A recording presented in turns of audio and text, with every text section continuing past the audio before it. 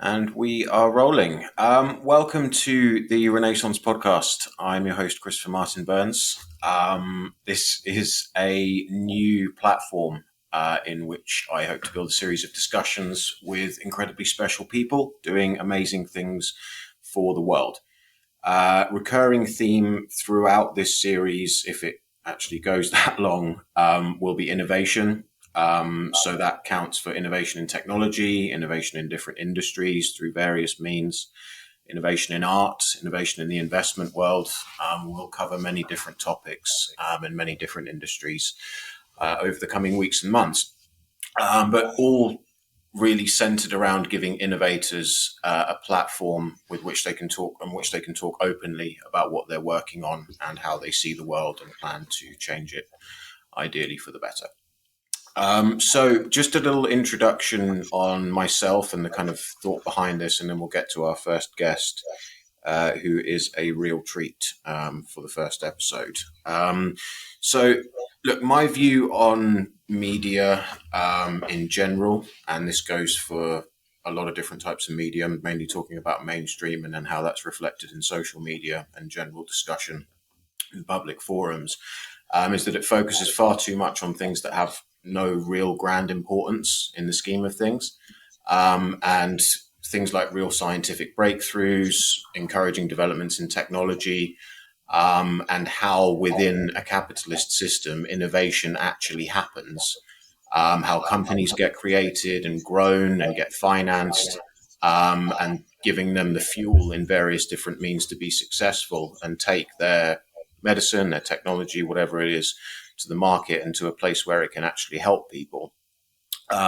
This doesn't really get talked about in the mainstream. And I think there aren't anywhere near enough platforms to discuss these kinds of topics and give amazing people who are doing incredible things a space in which they can talk and make people more aware of what they're doing and make that more of the mainstream rhetoric. So I consider myself to be in a very lucky and privileged position in that I have worked for most of the last 15 years in consulting, building a career working with some incredible companies across many different industries, focusing, from my point of view, mainly on commercial strategy, business development, partnership development, and fundraising. For the last 10 years, I've been focused pretty much exclusively on working with startup and growth stage companies and helping them build their businesses. Founders I work with tend to be in large part very scientific, technical people who are incredible at developing technologies, medicines, whatever their product may be. But are faced with a real challenge of having to, within the system as it operates in certainly in the Western world for the most part, building a business around that in order to get it to market and in order for it to ultimately make a positive impact on society as a whole.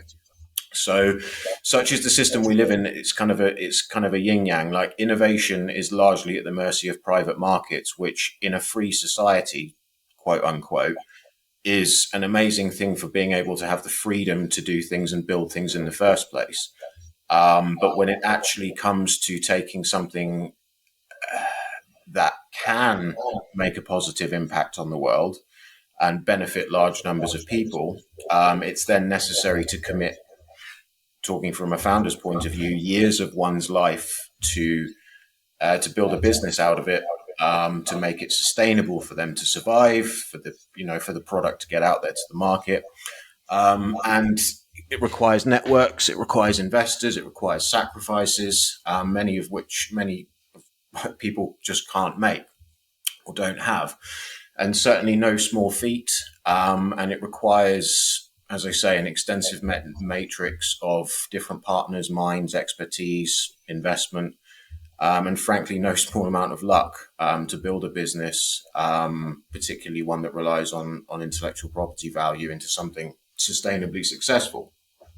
So I do my best to try and be the bridge between different people, different communities, different ecosystems around the world. I get to travel a lot, and I meet millions, well, I say millions, thousands of different founders, investors, partners around the world over a long time, and I try as best I can to bring these people together for the benefit of everyone and create a more collaborative environment within the startup world, which lends itself quite well to it. So for those of us who stick around a long time in the startup world, which generally tends to be by happy accident, there is great difficulty in maintaining oneself, in finding the right pieces to put together in place, and the right partnerships to put together in place to actually enable a business to be built and a product to get to market, as I say. So creating a better ecosystem and a more collaborative ecosystem is very important. And with this podcast, the Renaissance podcast, I want to give my clients, investor networks, partners, friends, a platform with which they can talk openly about interesting things that they're doing, things that they're developing, and hopefully create more of an informed discussion in the mainstream around how we can change the world in a positive way. So let's see where it goes. You can't start a fire without a spark, as they say. So without further ado, I would like to welcome my first guest, an esteemed individual, to be sure, if there ever was one, an artist, a curator, a music production wizard, an international DJ superstar, an aging one, albeit. At once a government operator and underground hero, which is quite the combination, truly a 00 agent for the digital age. A highly skilled ethical hacker, so got a cybersecurity expert. Most importantly, a proud Essex geezer and one of my dear friends. Ladies and gentlemen, the founder of Unhacked, Moogz O'Donnell. Moogz, welcome. Insert applause. Hello, thank you for such a kind introduction, Chris. My pleasure. It's great to have you here. Thank you for joining us. I really appreciate you doing this. You and I have known each other for, I guess, nearly 10 years, give or take, something like that anyway, and have had various different interesting experiences together over the years. But recently, I've had the pleasure of helping you out to a small extent on working with you and trying to provide a little bit of expertise into what you're trying to do with Unhacked, which is built on a really, really admirable mission in trying to increase online security for individuals and businesses. But we can get into that in a minute. Why don't you start by telling us a little bit about yourself, about your career, your work, and then maybe get into what's led you to the idea behind Unhacked, the mission behind it, and what you're actually trying to achieve with it. Absolutely.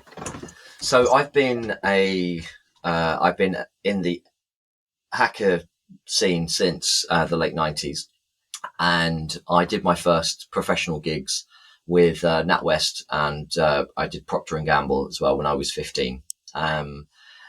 And in the time since then, I've seen one of my own passions, which is the Linux operating system, become completely ubiquitous.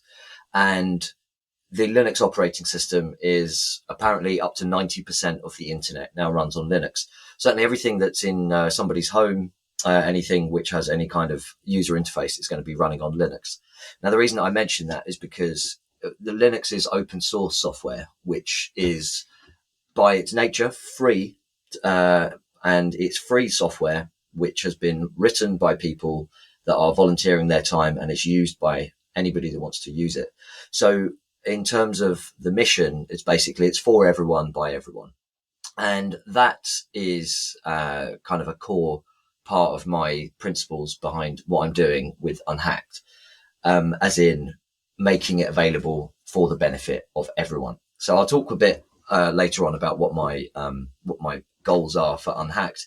But in the time since, say, 1999 and today, I have been working with household name tech and making products such as the natwest.com, SUSE Linux, the first enterprise Linux software, and Shazam.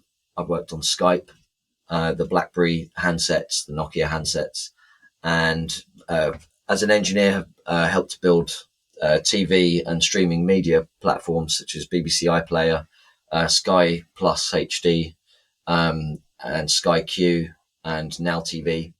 And that was, a lot of my time was spent working in television, about 15 years, on in basically addressing what I had when I was a kid was hacked cable. And we paid once and had it for free forever. So it effectively became my remit to help broadcasters to prevent that by doing ethical hacking and being a lead on product security. So there's no small twists of fate in that, because actually I quite liked having free cable. I thought it was great. But one thing I did a few years ago is I'd been working on the Chase UK bank and had helped to create that. And I decided really that was a turning point for me, because I had been working in education. So I'd stopped working with corporations and started working with the education sector, and found that I was able to make a difference in a way that really aligned with my principles. And now I work in central government, and that is also another way of kind of approaching, helping as many people as possible, as many beneficiaries get the benefit of my work, which is not so much about the bottom line, but about how many people can be helped simultaneously with one small action. So, I think basically to summarize, my favorite targets are government and nuclear. And I've had the opportunity to work with several global nuclear organizations, and working with things like nuclear reactor design, or with CERN in Switzerland, is something that I found very exciting, because it feels like big red button stuff. And also, ultimately, it is that nuclear targets are extremely high value. At a geopolitical level, of course. So, I hope that gives you some insight. Basically, I love hacking the government. I love hacking nuclear reactor designs. But most importantly, I like to help people. Good. Good for you. And thank you for everything that you do. So if we're gonna focus in on the cybersecurity space in general, and we're gonna take this towards a place of talking about what's relevant to Unhacked, which would be centered mainly around social media. How do you see the cybersecurity space at a high level, and do you think security and privacy rights for people in general online have kept up with technological innovation in the last 20 years? I think that's a good question, because it has several tiers of answers. So the first one is that, like, the 10,000 foot view of cybersecurity is that it is an impenetrable subject to anybody that is not involved in the industry, and it contains a sense of I think dryness. Like, there is a lot of complacency for the layperson around cybersecurity, and that comes down to communication. I think that we know that we shouldn't be using the same password for everything, for example, but we kind of still are. And the language that is used to encourage people by, like, the government, and by, for example, a pop-up in your browser telling you that you've got breached accounts, or that those kind of what are considered really nuisances and boring and like yawn inducing provocations. That kind of distance between the layperson and cybersecurity is what Unhacked is here to address. So the view of cybersecurity from people that are outside of it is that a lot of people assume that I'm a coder, or that I do whatever, that, like, I live in a basement, and that I wear sunglasses when I'm at work, which I actually do, because that's the moment when you get to say I'm in. And, it's very important. Those moments are very important to us. So there are a lot of assumptions around it, and there's a lot of kind of board mystery which surrounds it. And I can completely understand that, because I have the same kind of resistant complacency. If I hear a subject that I don't know the jargon and feel alienated by, it's a natural response. It's like, well, I don't know what you're talking about. It's another language to me. So cybersecurity is another language to people, and even to business owners who know they've got to do something because they do have regulatory, obligations that have to be met to protect their customer data. And there is huge risk to startups because the security is going to be good enough in a startup to get the MVP out, but ultimately could put you in a dangerous position. So I like to help startups with their security and try to demystify some of that, especially helping people like individuals who've had their social media accounts hacked. And from my position, where I have quite a large network of people that I know, somebody will say to somebody else, oh, well, you should talk to Moogz if they've had a security incident. And I'll be put in touch with people. And a lot of what I do comes from reputation and recommendation. I don't do like outbound marketing for my security consultancy. So on that basis, I get to speak to people who have actually been affected personally. And that is where the seed for Unhacked has been been planted, because it changes, in my view, that changed the perception of what needs to be offered as a cybersecurity product to the market is one which actually addresses the people and thinks about the people first rather than the technology. So I want to reverse the flow that we've got at the moment, where we see cybersecurity is all about jargon. It's all technical. Nobody will understand it unless they work in the industry, but everybody is affected by it. If you get hacked, it is extremely hard work to basically recover your accounts. But that even then is on the technical side. I've done some psychological analysis using data collected by the Office of National Statistics, which have shown a tripling in cases of depression after people's social media accounts get hacked. Now, that's completely understandable because our digital identity and our core identity that we walk around in the real world with are effectively the same identity these days. And that this merging of identities means that the mental health impact of getting hacked is substantially more dangerous to navigate than it would have been when it was just, say, your road tax or council tax account or something which is not linked to your identity. Sure.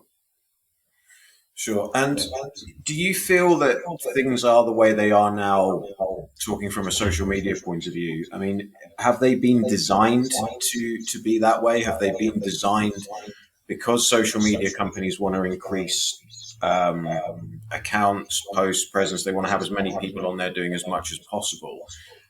Do they purposefully, do you think, shy away from informing their end users about cybersecurity and making them more aware of it? Because it's not ever really something that you see as a message from when you go on Instagram, when you go on Facebook, Twitter, whatever it is. Rarely is it ever a warning of like, keep your account safe. No, they want to keep you logged in as much as possible. They want to get you onto the platform using it as much as possible. Is that done by design, or is that just how these things have evolved? Well, the background that I have in usability and user experience work, going back almost 20 years now, has shone a light for me personally on like understanding where the platforms are coming from. If during the account sign up, for example, you were basically told you need to have two-factor enabled, there would probably be a substantial drop in growth. And because, as you so rightly point out, the growth and these growth metrics are what drives everything forwards on social media, which means that if you introduce something which it obscures that growth and confuses the user, then the metrics aren't going to look good. So it is by design, but it's not by design to make it insecure. However, there are instances, for example, I think about the WhatsApp backup functionality, which is by default unencrypted unless you turn it on. Or if you in Firefox, the credentials have been unencrypted by default unless you specifically tell it to. Now that is a strange design because that doesn't actually affect the user as such. That's baked within the software, and that's a bit more sinister. Like why would that behavior be desirable? because encryption protects your data. So why would it want to not protect your data by default? So I don't know the answer to that question, but in the case of social media, it is all about growth, and there is a trade-off between usability and security. And in order to make the experience effectively as addictive and compelling as possible, the security aspect does get deprioritized. Yeah, for sure. And from a consumer point of view, or a user point of view, um, why do you think so many people are seemingly apathetic towards online security? Like, do you think this is just a symptom of society being more open in general and people not caring as much about privacy as they used to? Or is it purely ignorance on the part of end users? So I think this apathy, this complacency stems from, in fact, usability. Because so with the Chase Bank, right, when I log into the Chase Bank, I don't have to type in a password. I don't have to remember a 6-digit string. So with NatWest, for example, logging into NatWest, you need to know your customer number, which is a 4-digit number followed by your date of birth. Now, even that aspect means that people are going to have to write that down somewhere. Now, for me personally, I have a trained memory for remembering long strings of numbers and letters. But for anybody else, they're going to write that down in a document. They're going to have to store that somewhere. And then if they have a security incident, all of that data is going to get exposed. And one of the things that I've seen in my work is that it is possible to gain access to everything through people just having to note down their passwords. So in this problem space, we can see two examples, right? One of them is that all I need to do to log into Chase is I just look at my phone and it will log me in. And, I worked on integrating these systems and building that in. With NatWest, it was much clunkier, and you've got to remember this string of numbers, and then you have to know your PIN number, and you're basically having to enter everything in. So technology is making it easier because of what's called the trusted platform model. Now, the trusted platform model is that this piece of hardware, so for example, with my phone, when I hold my phone and it's my face on my phone, it's like, well, the likelihood of this being exploited is actually quite low. Not saying that it's impossible, but it's just significantly lower than a string of numbers, which somebody has to write down on a Post-it note or in a document somewhere. So I think we will see a move towards more biometric security and identity. And I think that will help solve a lot of the problems. However, even then, we're talking about banking. So with banking, security is a priority. With social media, the growth is the priority and the interactions are the priority. So the roadmap looks very different and the horizon looks very different. Because it's going to be a case of also like addressing the fact that people are apathetic about reusing their passwords, which actually is an indicator that the security on the site that it's being reused on, it hasn't encouraged good security practice. And when good security practice is encouraged, and good design, ultimately good usability design, that's going to make a big difference. So the simpler it is for the user, because they won't be interested in doing anything other than the absolute bare minimum to log in, because from a motivation perspective, they just want to do whatever the thing is that they want to do. So if a browser pops up and says 33 of your passwords have been compromised while you're trying to book a holiday in Corfu, guess what? You're like, mate, leave me alone. I'm trying to book a holiday in Corfu, actually. Yeah. And you can say that's reflected in many different scenarios, for sure. But so how bringing this to kind of business on social media, I guess, I think we live in a world where more and more people are running their own businesses, are certainly using social media as a platform to do business, so even to transact through. I mean, what are the consequences of getting hacked when you do run your business that way? We touched on the kind of devastating personal effects that can have, but what kind of what kind of impact can that have on a business which is run through social media? I mean, speaking with friends who are very much social media centric in how they work, and use it as a very valuable platform for themselves. They basically say if they were hacked, that would be the end Yep. of their business, which Yep. to me sounds dramatic. But would you say that's accurate? Well, the thing is, it is quite accurate, and if somebody's what I call a digital storefront is effectively just shut down. Like imagine if somebody is able to go to, let's imagine it's a physical shop, and somebody's able to close the shutter on your shop, padlock it, and lock you out of your own shop, and you can't get in. What are you going to do?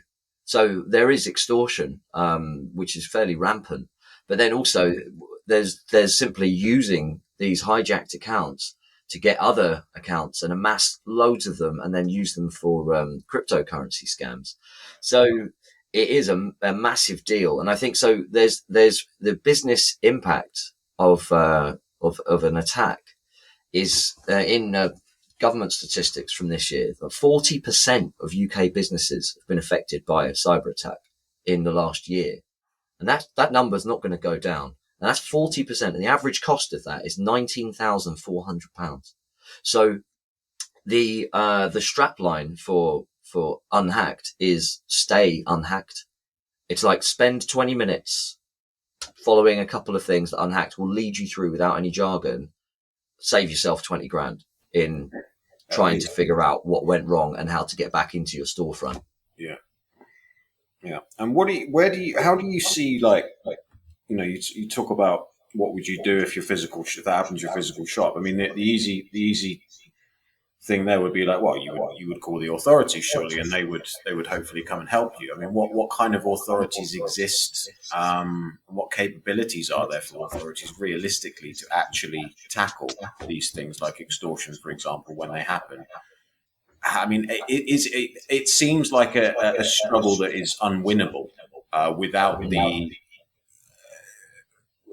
the kind of involvement of the users themselves from the start, making sure it doesn't happen. More of a preventative approach, as you're trying to take, rather than a reactive approach, because it seems frankly impossible that law enforcement could do anything substantially to shut this down.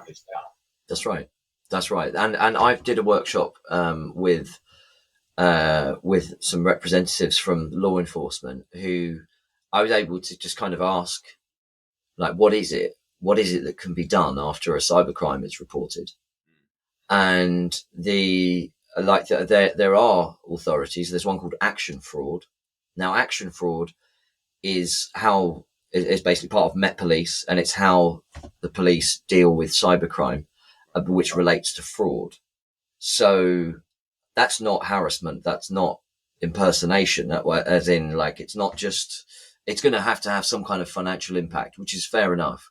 But what do action fraud actually get to do with that report data? Well, they're compiling statistics. They're trying to understand the problem space, and they're trying to understand how they can respond to that. And it's a huge challenge because, again, this separation between what is effectively lay people, who are, in this case, the police, and the victim of a crime, who also may be a layperson, means it's just a stalemate. It's not like they're able to, like the victim is able to talk to an expert, figure out what the next steps are going to be. And that kind of guidance is something that Unhacked is going to disseminate. And it's going to be, this has happened to me, what do I do next? And ideally prevent it from happening in the first place by using Unhacked. But there are authorities out there, but ultimately there's this whole cybercrime problem. It's a £69 billion a year industry in the UK alone. It's an enormous problem. And if we consider what the resources are like in the police for them to deal with something of that magnitude that's happening every second, somebody's just got hit every single second.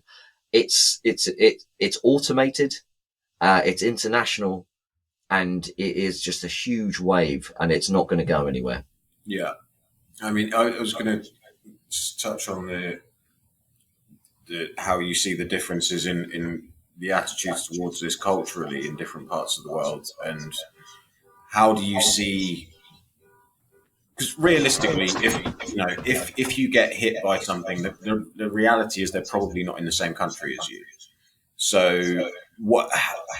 And as you say, a lot of it's automated. So what kind of collaboration do you see internationally between different bodies to help? Because surely that's the only way to be safe, or to get into a safer place.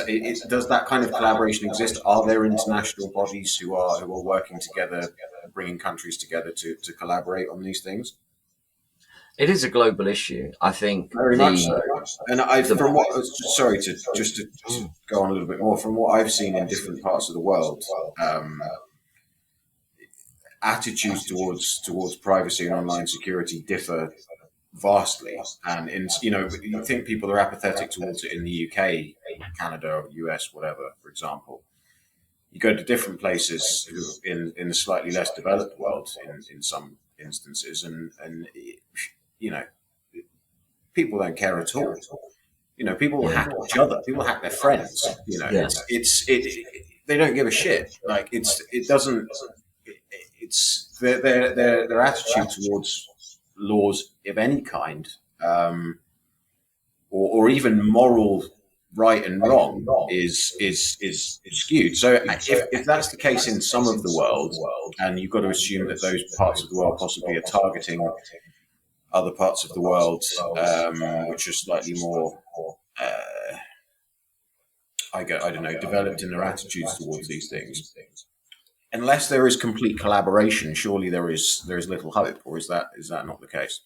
Well, I think that the key thing is about the platforms that people are using. So, in an ideal world, there would be security controls on the platform which protect the users. As we've seen, there doesn't appear to be a lot of activity to find all of the threats on social media platforms. And that's probably because of the scale of the problem. Like, it's so big to tackle, and it also doesn't tie back to a profit center. There's not going to be a sexy metric as such about growth in terms of getting rid of phishing links or spam. It's like there isn't a compelling case for spending a fortune on solving that problem. And it's such a massive problem that I think these social media platforms are completely overwhelmed trying to solve it. And when they try to introduce better security controls, they get a lot of resistance from the users. When they reduce the security controls, they get a lot of abuse from threat actors. It's a tightrope walk that I think they're trying their best, but it's the same as like when I was talking about the action fraud unit. They are possibly just completely overwhelmed by the amount of work that needs to be done, and also where's the money coming from to actually pay for that work? What's the return on that investment? Right, indeed. So bringing this around to making end users more aware, which I think is one of your goals, and getting them more involved in engaging in their own security. How are you going to do that with Unhacked? How are you going to try to do that with Unhacked? How are you going to engage people more? How are you going to make it easier for people to be more secure? And indeed, you question where the profit is and stuff in general, and where the value is in people doing stuff from a monetary perspective or a business perspective. But you're building a startup, so you plan to scale this as a business. Is there value in it, or is this going to end up being a loss-making entity, or is it just going to end up being a not-for-profit? What is how are you going to get around these things? So I Several think questions there in one. Sorry. there are, aren't there? So I think I'll distill them. So ultimately, it's like, how am I going to approach it? What's the end game? I think also the third thing that would be worth addressing first is, what is unhacked? So unhacked is a security, basically like a security helping product, which is aimed at non-technical users. It's aimed at people that don't have time to get hacked, but also don't want to be. And it just takes care of your online presence. Now, to address what is unhacked, also what I'll do is I'll just reference there's an article which was about a team that I used to run, and there was on the public record that we had a 100% success rate of gaining access to high value data within 2 hours of beginning to target major organizations. Now, that comes from us. About basically what we would do is we would use phishing to achieve this in the first instance.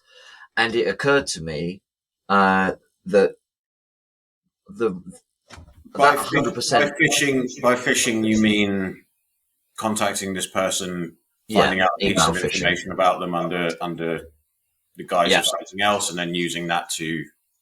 exactly. So by phishing, that means sending somebody an email with which purports to be from somebody else, somebody or some entity that they trust, and then they click on the link, and the link asks them for their credentials, which is their username, their password, and at that point, we now have their username and password and are able to log into the target organization. Yeah. And that whole method would have been prevented by unhacked, is what occurred to me. It's like, so the products that I'm building would have meant that my whole approach, that I had this public record 100% hit rate, that would have stopped all of them. It would have stopped every single one of those attacks that we did. They were ethical attacks, of course. So unhacked basically addresses, from the hacker's perspective, how we get into places and how we actually exploit the users of systems to get them to give us access. But then I wrap that around with my background in understanding people as a social engineer, and from working in user experience, and as a curator, caring about what somebody's experience is like, how they expect to be communicated with, and how to get the best out of the interaction. Now, from that basis, that means that the unhacked product is not going to be a technical one. Nobody has to do anything. Or in order to receive the unhacked benefits, you don't have to do anything. You just have to basically follow the account, and you get automated protection. So, I mean, and how is it really that simple? And how can it's, that? it's really that simple. And that's the thing. So I'm taking all of the effort out. So that's one thing, is that you get the protection, but also upon becoming an unhacked member, you'll just be given just like a little survey, a short questionnaire.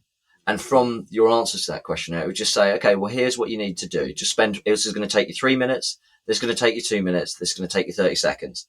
And you do those three things, and you'll reduce the likelihood of you being hacked by possibly about 99%. So Google's figures about enabling two-factor authentication, for example, is that's I think that's at 99%. And once you get that one thing set up, the likelihood of you being hacked, it really, really substantially drops. And we already have addressed the kind of the cost, financial impact of not doing that is extremely high, compared to like spending literally 20 minutes doing something. Like anybody in your business could spend 20 minutes just following a couple of videos, which will be crystal clear. And then you're very likely to stay unhacked. And then from that point on, you're also protected by unhacked. So, and all of this is about engaging the user and communicating with the user in a way that they understand, rather than in a way that is alienating and relies on jargon. So that's what unhacked is. And then how are we going to do it? I think I included a bit of the how in there, but basically what I am doing at the moment is I want to understand everybody's story. I want to understand the stories from influencers, from small businesses, from individuals who have been hacked, individuals who have not been hacked. I think everybody at this point knows somebody that has been hacked, and I want to put a stop to that, and I intend to put a stop to that, and I intend to drive these numbers down using Unhacked. And I will do that primarily by understanding the where the complacency comes from. Where does the apathy come from? Being like, yeah, I know I shouldn't use password one, but I do, whatever. And then telling the unhacked story in a way that mirrors the stories that I hear, and finding the commonalities in my target market and where there is correlation between, say, an individual who hasn't been hacked and an influencer whose account with 2 million followers was shut down, and finding out what are the pain points there and how can Unhacked tell a story that basically resonates with people when they hear it, instead of shutting them down and engaging more of that complacent attitude. And then the next point was, where do I see it ending up? Well, I think, as I said earlier, the most important thing for me is to ensure massive coverage. I want Unhacked to help millions and millions of people, and I want it to do that for the minimum cost for somebody vending, an entity vending on social media can be protected for a nominal sort of Netflix cost, which is a big step for a lot of freelancers, small businesses. They've currently got nada. So I would like to just elevate that from nothing to something which is actually quite substantial, but doesn't really cost anything. And I think that can make a massive difference, because it just gets the cogs whirring about, oh yeah, probably should take care of that. It's like, it's so far down the to-do list. I just want to make it as simple as possible. So where I would like that to end up is, well, I would like to see it become the dominant security brand for the non-technical / layperson, and for business owners, and for anybody that uses social media to do business. I want them to know that Unhacked exists, and I want them to be a member of Unhacked, and I want to keep their accounts as safe as I can. A noble mission, my friend. Yeah. A noble mission indeed, and look forward to helping you in any way I can. Hopefully this podcast will do a little bit for the 3 or 4 people that will hear it, to raise a bit of awareness. But if there's anyone that can do it, mate, it's you. And I love you for what you're doing. Thank you. And thank you for coming on and talking about it here. Thank you for being my first guest. I really appreciate it greatly. Hopefully that was interesting. It certainly was for me. And yeah, we will call that episode 1. Thank you, Moogz. Thank you, anybody who listens to this. And we will see you again soon.